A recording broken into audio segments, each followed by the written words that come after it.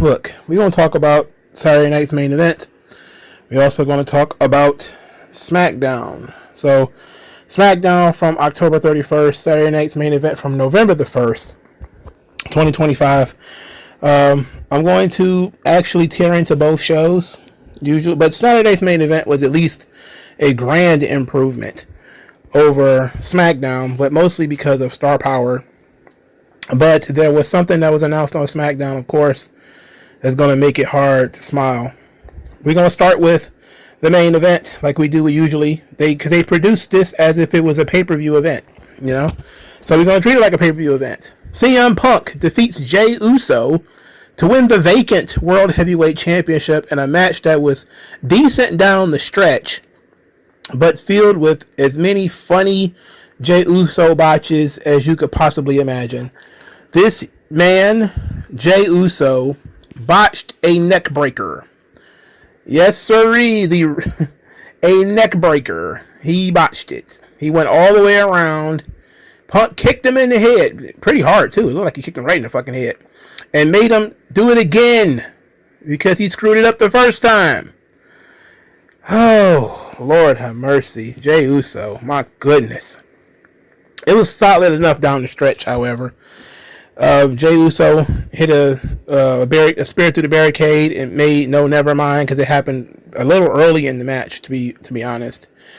Jay then kicked out of the GTS. Jay then hit a GTS on Punk.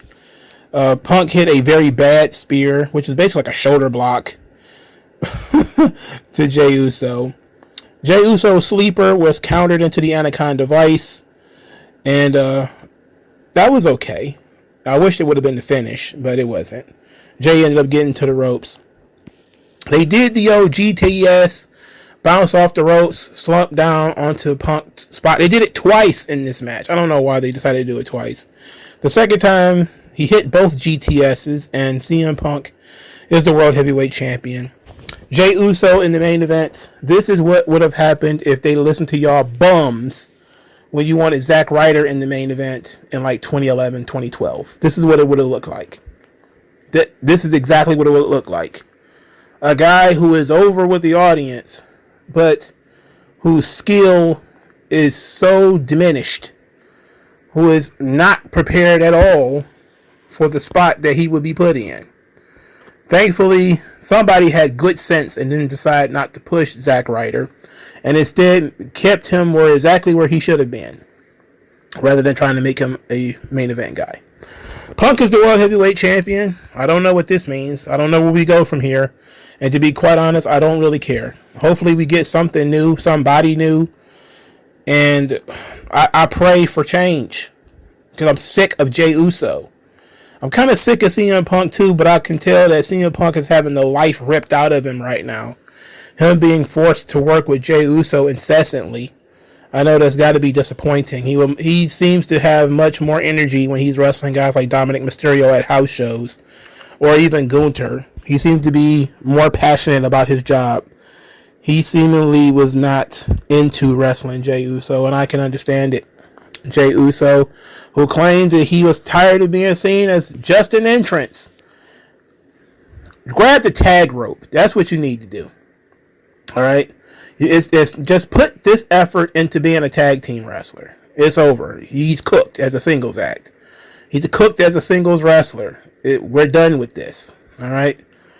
This whole thing with Jey Uso, this experiment, the entirety of 2025 has been trying to make Jey Uso a viable main event talent. From him winning the Royal Rumble, to him winning the world title, to him having the world title, and then he lost it in an unremarkable fashion.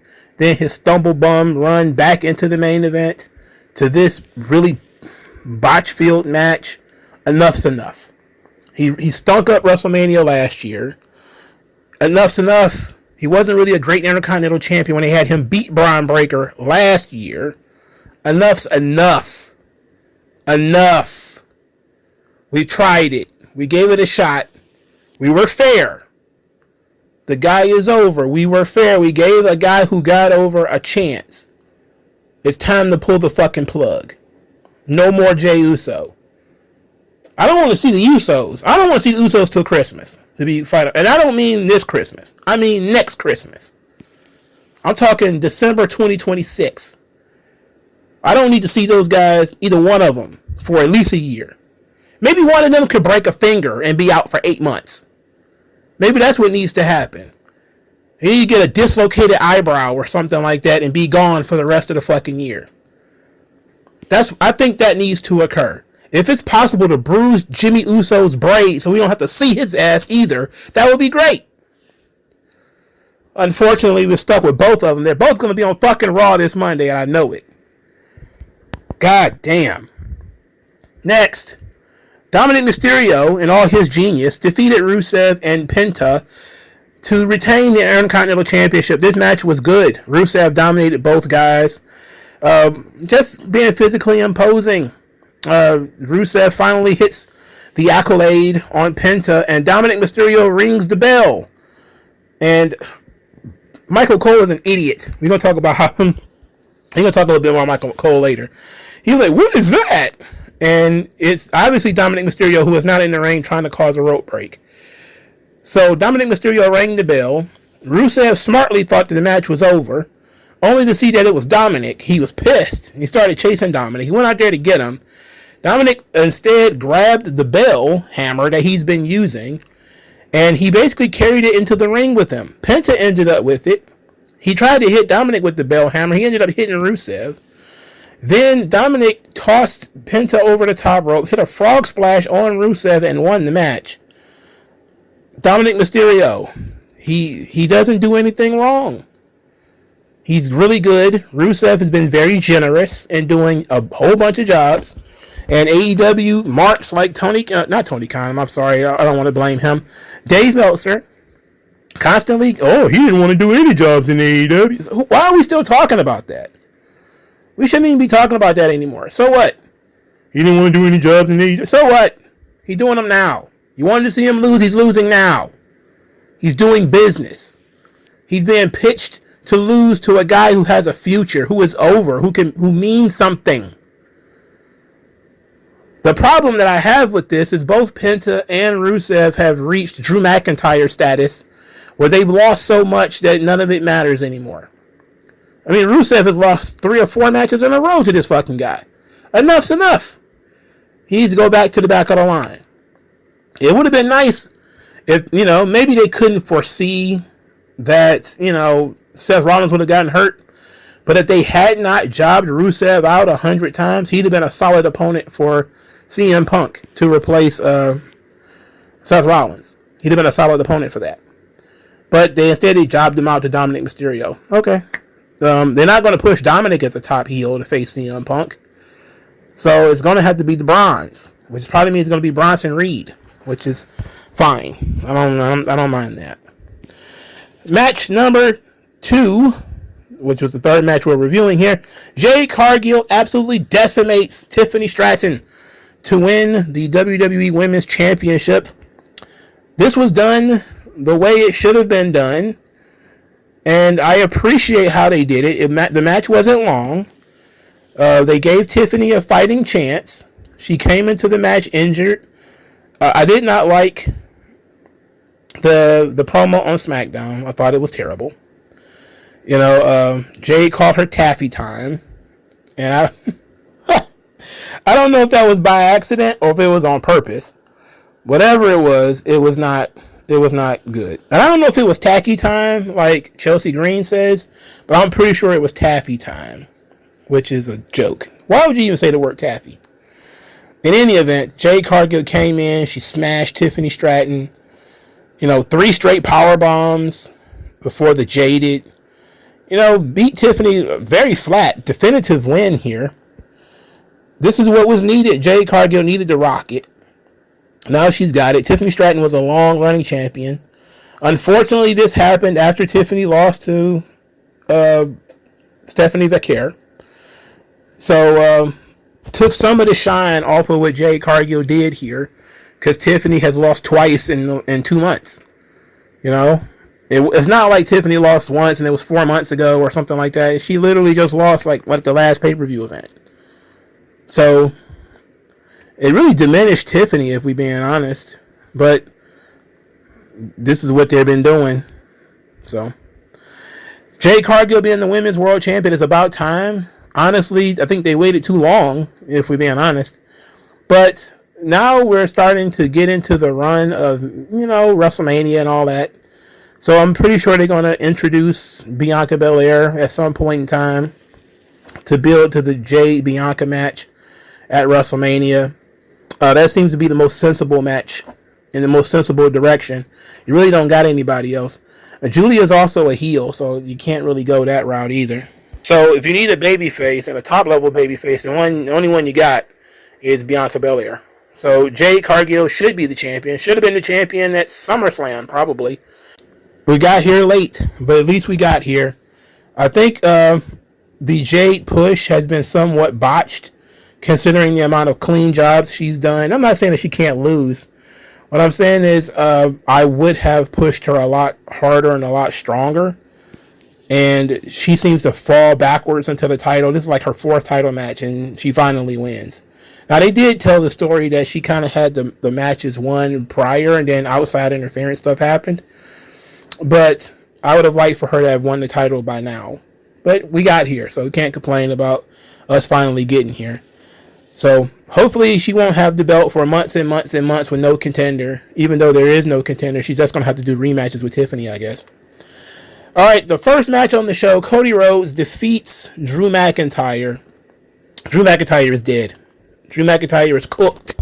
He's cooked beyond belief. They gave him every advantage that they could possibly have. They did this terrible promo segment on Smackdown. Absolutely garbage, shit tier promo segment. Cody, it's not fair. The contract is very lopsided. You can get disqualified. You can get counted. Like, you've been in hundreds of title matches. That's how they work. Why are we sitting here discussing this?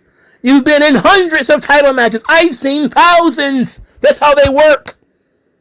You can only win the title by pin and submission. Why not just make the match no disqualification? Again, Drew McIntyre is 6'5". And he's built like the Thing from the Fantastic Four. Why the fuck does he have to sneak shit like this? He's got to complain and whine. Why? Why can't he kick Cody Rhodes' ass? And Cody Rhodes sneak out a win or something like that. Why does he need this? You can get disqualified. He's not fucking Dominic Mysterio. That's the rule you would do if Dominic Mysterio was the number 1 contender. If it was a small guy like Carmelo Hayes, or if it was somebody smarmy like Edge, you would do something like that. This is an fundamental misunderstanding of characters. You look at Drew McIntyre, he does not need any advantages. He should be able to beat anybody up that he wants to beat up. It should not be a question of whether Drew McIntyre can beat you physically in the ring. The fact that it's even a question means that you have misbooked this guy who looks like a fucking statue. It's stupid. So now we spend the most of the match, Drew McIntyre trying to get counted out, or trying to get Cody counted out, trying to get Cody disqualified. Just really stupid shit. He wants to win the title by count out. He wants to win the title by disqualification. Come on, man. Anyway, look. Drew McIntyre brings the belt in the ring. It distracted Cody Rhodes. He gives the belt to the referee. He eats a Claymore. I will give Cody Rhodes credit. Not Cody Rhodes. I don't give him no credit. I give credit to the commentary at least. Because he hit the Claymore. It wasn't a running start. It was like a jump Claymore, like a one-step, they said. And they're like, oh, there wasn't a lot of momentum on that. Okay, good. That's the kind of stuff that we need to connect. He kicked out of his finish, but it wasn't like it was a fully charged up Claymore. Okay, fair enough. Cody Rhodes is knocked off the apron onto the announce desk. It gets to a 9 count before Cody slides back into the ring. Drew, of course, no, I wanted to win by count out. I can't beat Cody Rhodes. Apparently, it's so hard to beat him. Stupid. Cody Rhodes trying to do a Cody cutter, one of many in this match, because he spams this move, and he tweaked his knee, quote unquote. So he comes down, and the referee is like, "No, Drew, get back. There's something wrong with his knee." And Drew was like, "I want to fight Gordon. Let me get to Gordon." And nothing. We start over. He gets up with the Cody cutter because again he's spamming this thing. There was a ref bump. The referee was down. Drew McIntyre gets the belt again. Cody Rhodes DDTs Drew McIntyre on the belt. Crossroads. 1, 2, 3. Cody Rhodes wins. 1 Crossroads. After, we watched matches where guys have had 9 or 10 of them and kicked out. Drew McIntyre gets DDT'd on the corner of the belt and a Crossroads, and that's the finish. Drew was cooked. It's over. He needs to go on a long vacation. Just go away, Drew. Get out of here. I don't want to see him either. He can go too. I don't know. Bruised beard, dislocated nose. I don't know. Get him the fuck out of here. I'm tired of him too. Get out of here. Cody Rhodes, been sick of him, but he's a champion. He got to be around. I don't know what they're going to do. Honestly, don't know what they're going to do. I don't know how you can fix this Cody Rhodes problem because he just beats everybody. And it's not even like John Cena where he's going through the trials and tribulations of barely beating these guys or these dangerous matches or something like that. There's 100% singles matches all the time with no, maybe there's a hardcore match here and there, but like steel cage matches and cells and, something where you'll be like, ooh, Cody's in for it. Nah. It could have made this match far more interesting by it being a steel cage match or a last man standing or an I Quit match or something. Nope. They didn't do none of that. And he did have an I Quit match with AJ Styles, I know, but AJ Styles is smaller than Cody.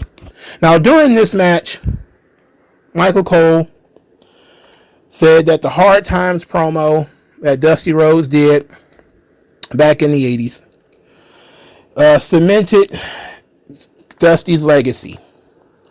This led to a whole lot of people being very, very upset. People who care way too much about what's said on commentary. Because the point of commentary is not to be historians. It's their job to tell the story.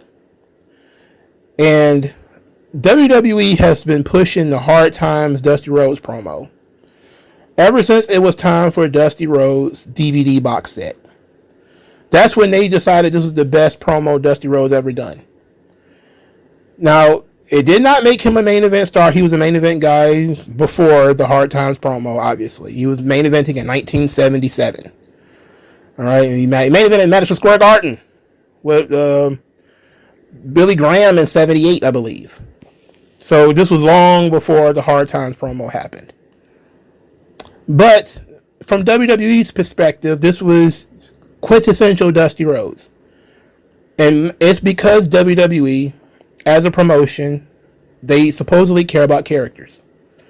And the concept of the American Dream, the character Dusty Rhodes. This is a quintessential Dusty Rhodes promo.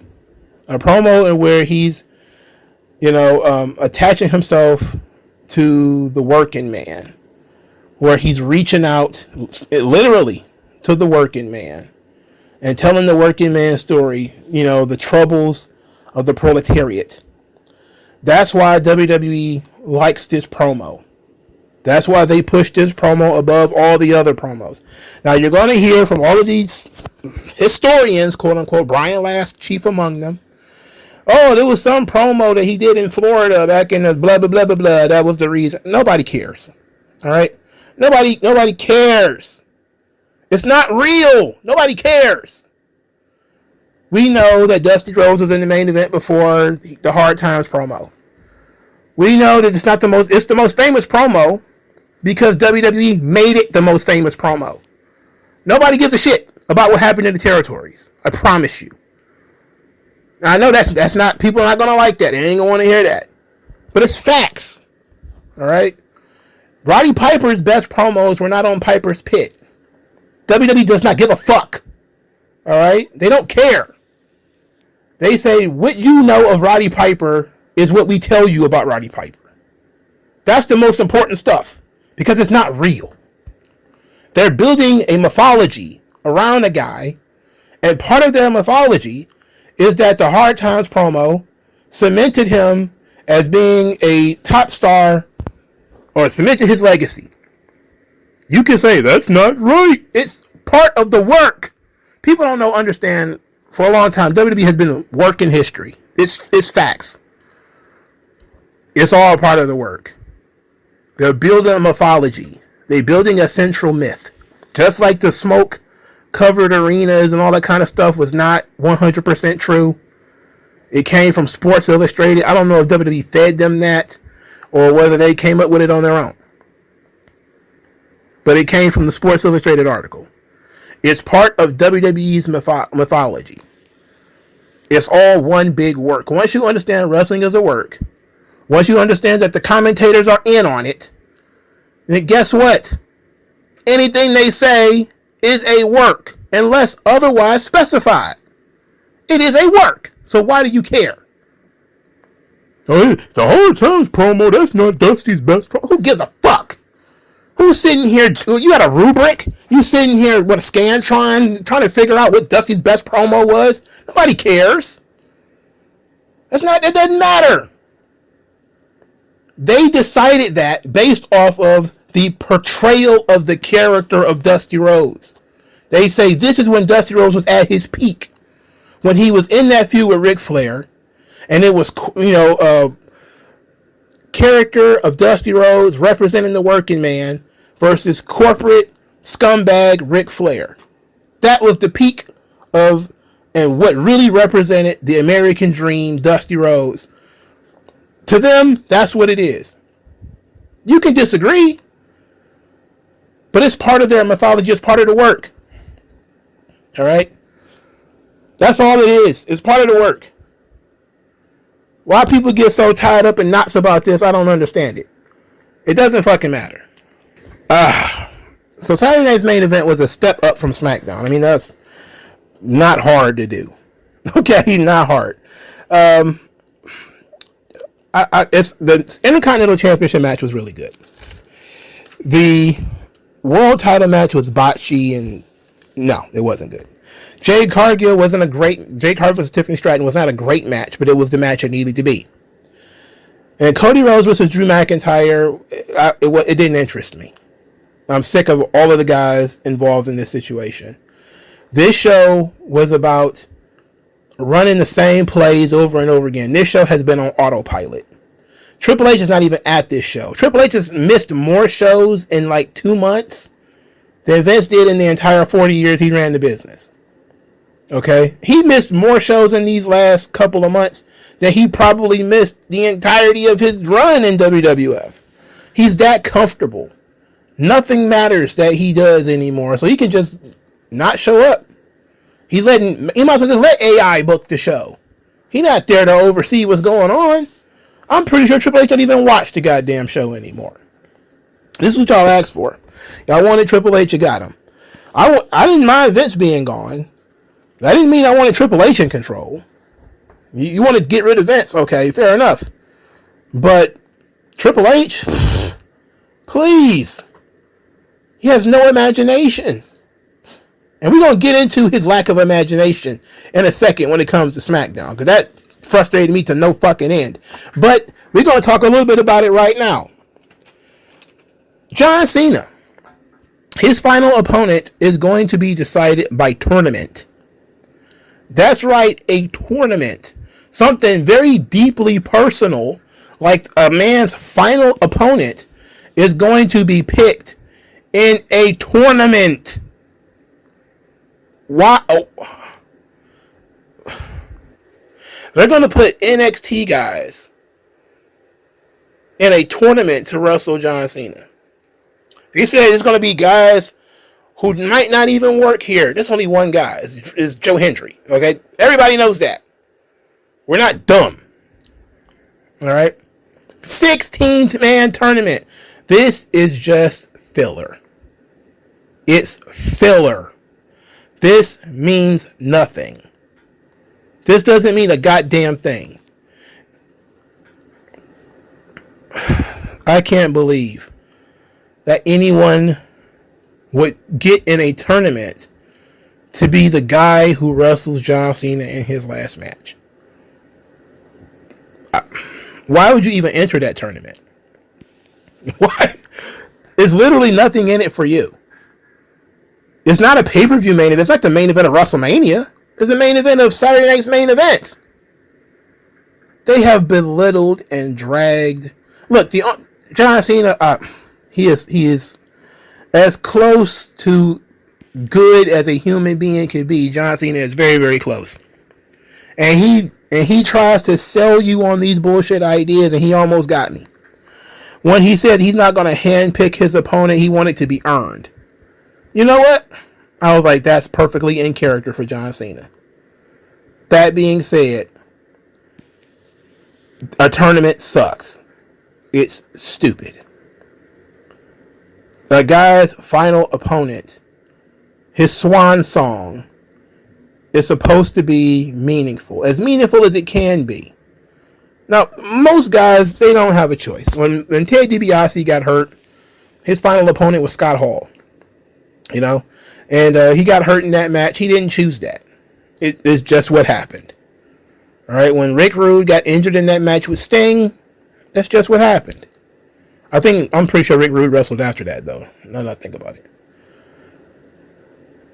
It happens. But in the final match, when you're building to it, there should be some emotional climax to the career. And they're not even going to do that.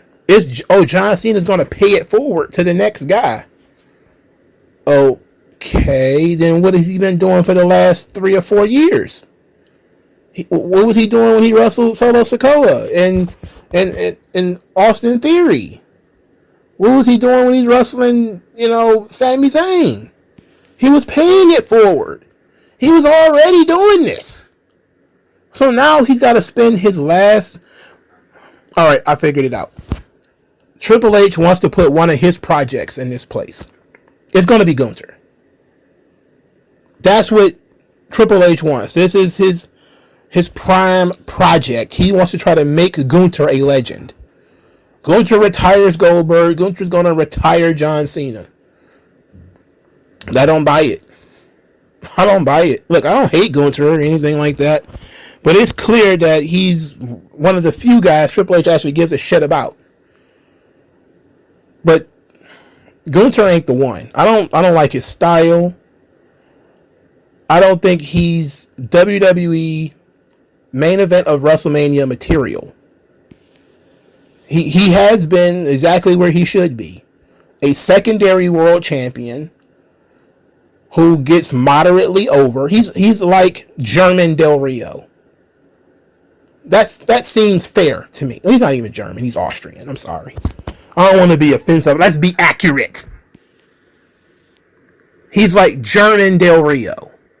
Del Rio. There was nothing wrong with Del Rio. Perfectly good performer. I never saw Del Rio and was like, man, this guy sucks. I didn't think he was like super fantastic either, but I didn't think he sucked. Promos, but he had big matches with top guys and they turned out okay. Gunther, same thing. Big matches with top guys turn out fine. Promo, he's not exactly lighting me on fire. So, to me, I don't care about fucking Gunther. And Gunther should not have to win a tournament. If anything, he retired Goldberg. He should already be in that position. And they wasted all of these guys who could have been climactic final opponents for John Cena, CM Punk and Randy Orton. They done ran Edge out of the company. I mean, I don't know what else you could have done. And if John Cena insists on paying it forward and insists on, hey, the guy who I wrestle last has to be just like I was, when I got my first opportunity, Braun Breaker is right there. Dominic Mysterio is right there. They shouldn't have to win fucking tournaments. Just tell the story. I can't believe that you're telling this story like John Cena is going to face some hungry young competitor. And it's going to end up being 38-year-old Gunter. Well, I don't think he's 38. I think he's like 36. Still, he's in mid-30s. Okay. Whatever, dog. You know what? TKO can do as they wish. I'm pretty sure John Cena is very frustrated. Don't want anything to do with this crap. And just doing whatever they ask him to do because he's on his way out. And I wish they were more inventive and more imaginative. Like, I'd have been okay with the John Cena run being about wrestling all of his old friends. Punk and Orton and AJ Styles and all these guys. And then his last match is about, hey, one more match. It's going to be a young guy that's going to step up. And that young guy is going to be the one that's going to get the big rub after John Cena is gone. You know, I mean, it's an interesting story to tell. But it's John Cena's story. You know, because he was at one point in time that young man looking for a breakthrough opportunity. And he got it when he wrestled Kurt Angle. If he wants to be Kurt Angle at this point in time, then he should be in the ring, challenging the roster, demanding one guy step up, who gonna get in his face, and then somebody comes out there. Instead of saying, who's got ruthless aggression, and then 16 men stepping up. Some of whom don't even have WWE contracts. Are you... Next, let's just move on. There's a big photo out now. Your boy Phillip put a photo out there. Oh, look at all the AEW guys who are champions in WWE now. Look at this, Tony. Tony fumbled. Everybody except Ethan Page was in that picture, if I remember correctly. I'm going to take a look at it for a second. I don't think Ethan Page wasn't in it. But now that Jade got a belt, Punk's got a belt. Everybody who left AEW has got a belt. That seems to be the key. They're trying to turn WWE into 2021 AEW. Look, man. I'm sure it's a funny stick it up the ass to Tony Khan. And to a degree, the fans who wanted them to fail, people who thought CM Punk would self-immolate at this point, the people who wrote off Jade Cargill, the people who said that Ricky Starks was washed and that I think he lost to like some Jasper Troy or something like that, and things weren't going to work out for him.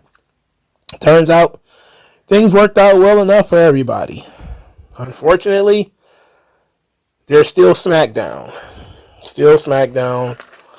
Of course, we're going to talk about Smackdown. We're going to talk about the things that did not have any relationship to Saturday Night's Main Event. There's a great Ilya Dragunov video package, which led to a United States Open Challenge match, Dragunov versus Nathan Frazer. Frazer is then shoved aside, and Tommaso Ciampa gets in the ring and demands the match. Dragunov stops the two of them from fighting and says that Nathan Frazer was there first, even though Tommaso Ciampa got in the ring first. Ciampa then, for some reason, backed down and let the match occur. So it was Ilya Dragunov versus Nathan Frazer, and it was a hell of a performance from both guys. Nathan Frazer is a great high flyer. He works very fast. Dragunov is Dragunov. Again, he's the reincarnation of Chris Benoit or the Dynamite Kid. Not going to be the cup of tea of everybody, but I like Dragunov. Big fan. I think this is a great position for him. Then Dragunov wins with the H-bomb, as he should. After the match, Tommaso Ciampa attacks Nathan Frazer and beat him up. I've seen people say that he should have made it a triple threat match. I'm glad he didn't, because I cannot stand the triple threat matches. I'm very glad that he did not. It's just setting up Tommaso Ciampa versus Ilya Dragunov eventually, which actually I like. I wish Tommaso Ciampa wasn't a dork and hanging around Johnny Gargano. If he was a serious performer with not a ton of gray hair in his beard. And he was the machine he was a couple of years ago. Ciampa and Dragunov could beat the hell out of each other in the main event of a show, and I would absolutely enjoy that. You know, and hey, Ciampa can actually talk and emote and show personality as well. He's not silly, but he can show personality. Later in the show, Dragunov found himself face to face with Tama Tonga after he broke up a DIY Fraxium fight. Yeah. And Dragunov was once again breathing like Snitsky backstage. I mean, just snarling, growling. I have no interest in Tama Tonga versus Dragunov, but Dragunov can make anything work with anybody. So, okay. R-Truth was dressed as Santa Claus. He thinks it's Christmas. He confronted the Motor City Machine Guns, who tried to get him to believe that it was not Christmas. It was, in fact, Halloween. And R-Truth is back to being kind of dumb. So he's like, yeah, you guys don't know what month it is. And continued giving away treats and left. Motor City Machine Guns then got accosted by the MFTs. And Solo wanted to fight them because, well, they beat the MFTs a year ago, which seems like it wasn't that long ago, to win the tag team championships. And they want to show how a lot has passed in a year. So the MFTs went and put on their monkey paint and beat the Motor City Machine Guns in a match I could not have cared less about. I mean, I couldn't have cared less if I wanted to. Phoenix, backstage, walked up to the MFTs and demanded a match with Tama Tonga. He stood on a box and smacked that man in the face, which I must say I appreciate, because Tama Tonga put his hands on Phoenix last week, and he's like, you're not going to tolerate that. I like the slap. I like the balls that it took for Phoenix to do this. But then Phoenix came out after the match, after the Motor City Machine Guns lost, to try to help them as they was getting beat up by the MFTs, and he got kicked in the face. And that's really all it took. He got booted in the face, and that was it. Shinsuke Nakamura ran out there next. He also got beat up. I mean, the baby faces decided to come one at a time. Geniuses, these baby faces. They ran out there one at a time and was able to affect not much of nothing. They're just setting up a 6-man or 8-man tag or something like that, which I'm honestly not that into, if we're being honest. Kit Wilson, another solo act. He's got a new theme song, and the commentary team says that all of the Yes Boy stuff that he was doing was old hat. It's old stuff. His partner is injured, so they're going to let Kit Wilson be a job guy on SmackDown until the return of Elton Prince. Look, Pretty Deadly is extremely funny. I like Pretty Deadly. I actually like Kit Wilson in this role. He's not going to get a whole lot of time he's not going to work 50-50 with anybody. But if you give him a lot of promo time so he can establish his character, especially if you put the character in funny situations, he will get it over. Carmelo Hayes defeated him with the first 48, which is, I think, the first time he's ever beaten anybody with that move. Then The Miz attacked Carmelo Hayes from behind after the match. And The Miz says it's not over until he says it's over. I'm over it. Even though the Miz thing is actually working, believe it or not. Miz is seen as an older guy who is trying to hold the young man down. Even though Miz objectively was trying to help, he wasn't in a position to help. He seemed like an anchor around the ankle of Carmelo Hayes. So it's all a perception thing, which I appreciate. I appreciate that level of that dimension to storytelling, where the Miz legitimately was trying to help. He didn't realize he was being selfish because he thought he was helping the guy, but the guy was like, look, I need to do this on my own. I don't need this tag team thing. So I appreciate that. Both guys have a legitimate claim to being in the right, so I appreciate that. Alexa Bliss and Charlotte. This was a terrible segment. Charlotte's character, I don't know, is deeply affected by trauma and therapy. Who cares? Look, she says that she doesn't let anyone in, but she let Lexi in, and now she's in a relationship with tons of trust. And Nia Jax, well, her problem is she hasn't fully healed yet. Healed from what? Why are we talking about healing? What is going on here? Then she said that's why Nia Jax has no friends, because she's not healed.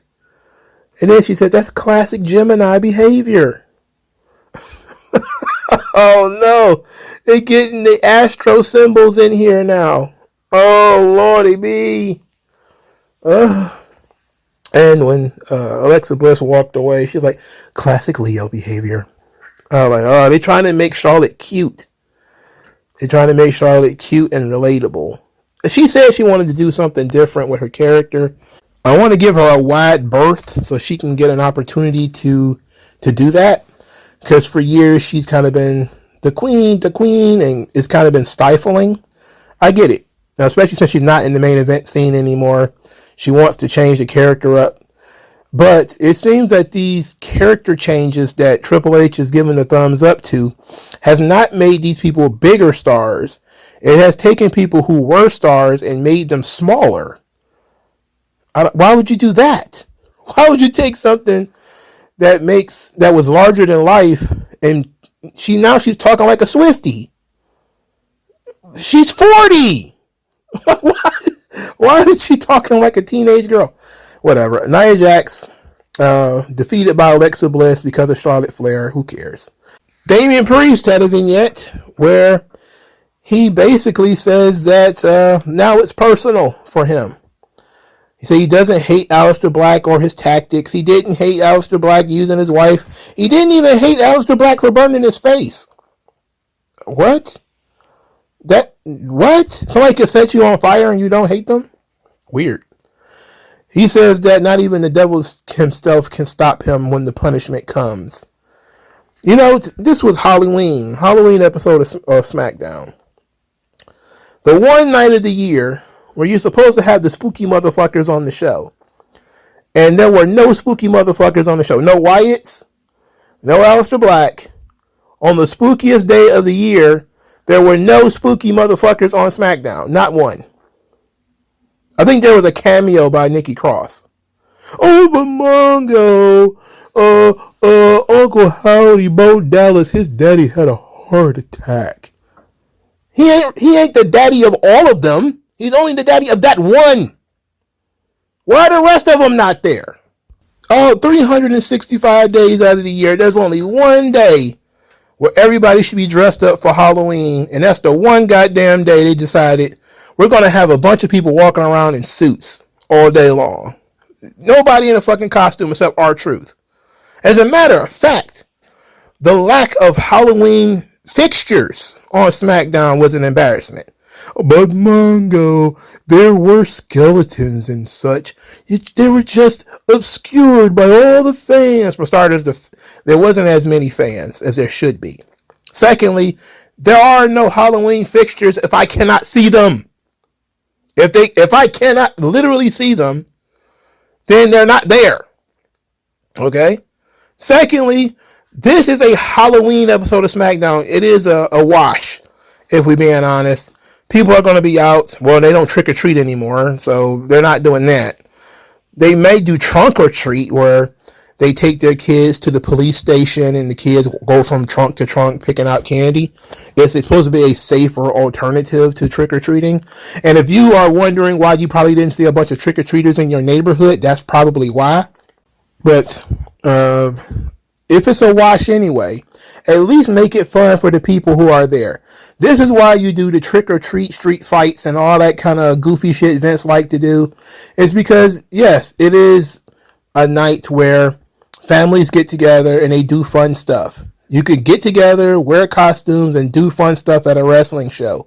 It's okay. Your wrestling show does not have to be as boring as humanly fucking possible. Just think if you'd have done something fun on this fucking show. A casket match. something where somebody jumped out of, a jump scare, something like that. There's 100 fucking things you could have done that could have been fun and fit the Halloween theme, and it would have been at least a silly episode of SmackDown that we all could have had fun with, even if it wasn't, furthering a storyline or anything like that. Instead, we got the same boring shit we always get. No stars, no personalities doing anything of note, and then they got a whodunit that's going on that's just Nick Aldis asking people, Cody, I gotta ask, did you attack Jacob Fatu? No, I did not. Good enough for me. Wow. If only fucking Ed Gein would have just said, no, I didn't do it. Then everybody would be like, well, that's it. Well, he said he didn't do it. What more is there to it? Ted Bundy said he didn't do it. He's innocent. I'll take his word for it. There's no reason why I shouldn't. Come on. This is ridiculous. What kind of investigation? This is the second time they've had an investigation on this show that just consisted of only one person giving a shit.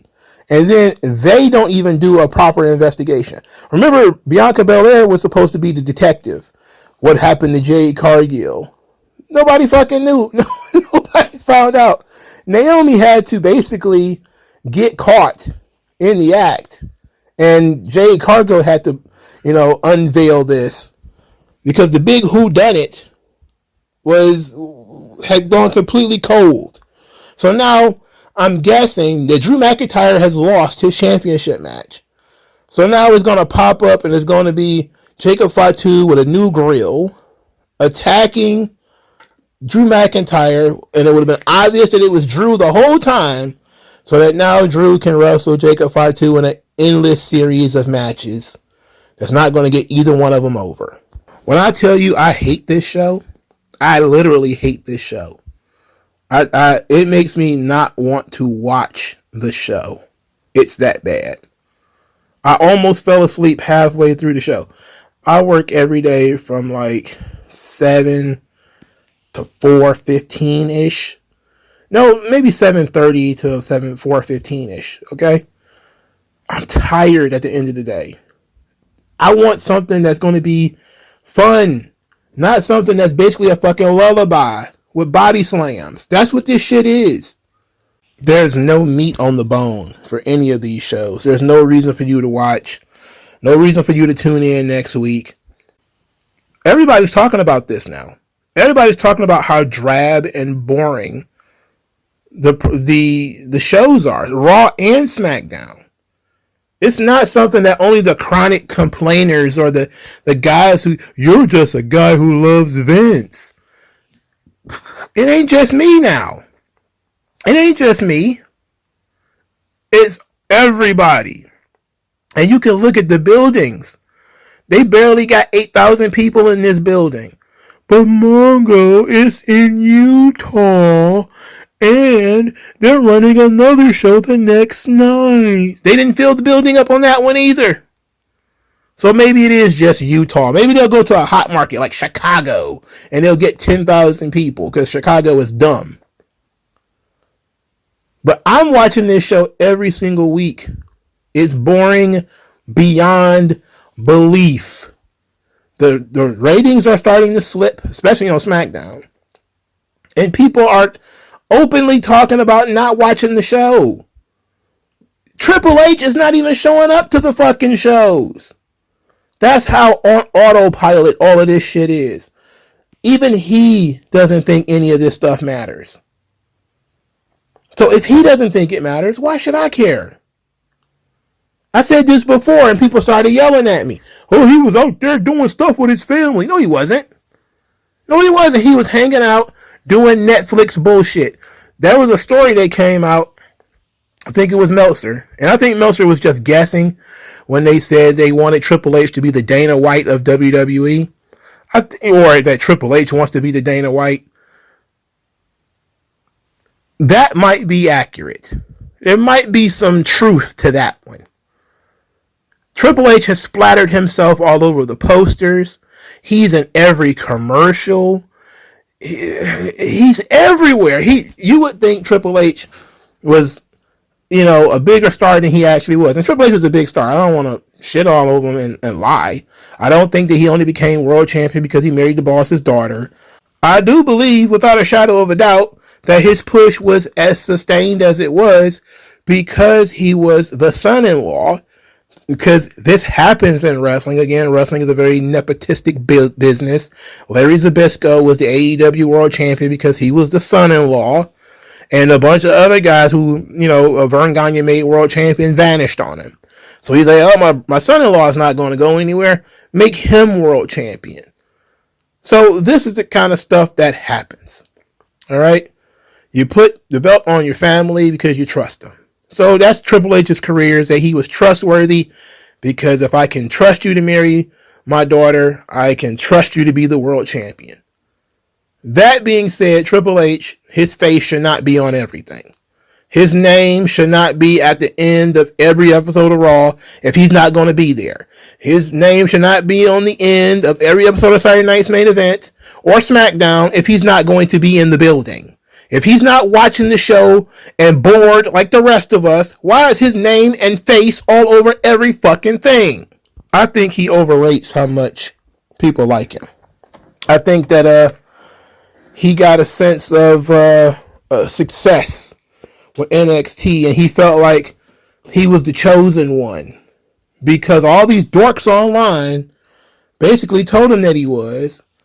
Oh, we love you, Papa H. You brought Shinsuke Nakamura to the United States. We love you. Oh, Asuka was undefeated under you, Papa H. Oh, Candice LeRae, she got pushed under you. We still have Swerve Strickland in WWE if it wasn't for old mean old Vince firing everybody. Fuck all of that. Triple H inherited a fucking fantastic roster. And he had a total of 8 months of good TV in 3 years. And most of that was WrestleMania stuff. And that's mostly because The Rock showed up and injected some energy into it. Because even the booking of the stuff that featured The Rock was out of control. The Rock came back to wrestle Roman Reigns. Somehow he ended up in a tag team match featuring Seth fucking Rollins. Look. Oh. I'm so frustrated. I can't even. Usually, and I say this all the time, bad wrestling is even entertaining. There's something in the show to make fun of because it's fun. And as wrestling fans, we kind of are used to that. We kind of used to the LOL, TNA, late stage WCW comedy, cringe Vince McMahon stuff, either cringe promos or cringe segments. And those things get us from week to week because at least somebody out there is going to make good content out of it. Either it's going to be in a Botchamania clip or somebody's going to be able to do something, a retrospective on it, or there's going to be somebody able to sit down and talk about it in 10 years' time. Nobody's going to remember any of this shit. Like, one of the Motor City Machine Guns are gone from WWE, which hopefully is soon. Somebody might ask them, like, how did you guys do in WWE? Oh, yeah, we got a call from Triple H and blah, blah, blah, blah, blah. And it was cool being a tag team champions. Yeah, what was it like spending 7 months in catering after that? What's the problem in doing a bunch of jobs? What was the point? What you bring them in here for? They're two 40-year-old guys with bad knees, bad back, and secondary jobs. Why do you need these people? You don't. Why are these people here? They add nothing to the show. And then you're not writing anything to make them interesting. I don't get it. But the most frustrating thing about this, because I complain about the roster every week, that's not going to change. The most frustrating thing about this is that it is a Halloween episode, which means it should have had a different feel. It should have looked different. The commentators should have been wearing costumes. I mean, fuck, AEW had commentators in costumes. Bryan Danielson was dressed like, what's that new luchador everybody likes? Hechicero, right? And, various wrestlers come out wearing costumes and stuff. There was Halloween themes and tombstones and spider webs and stuff. Fun shit.